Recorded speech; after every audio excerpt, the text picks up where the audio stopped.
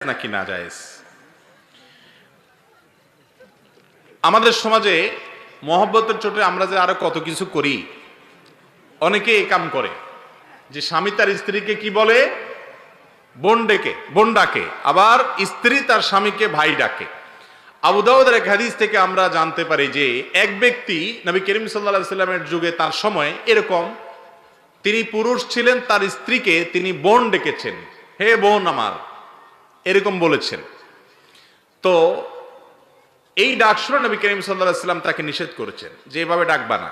অতএব স্বামী স্ত্রী একে অন্যকে কি ডাকবে না, ভাই বোন বলে ডাকবে। যদি সন্তান থাকে তাহলে অমুকের বাপ অমুকের মা বলবে।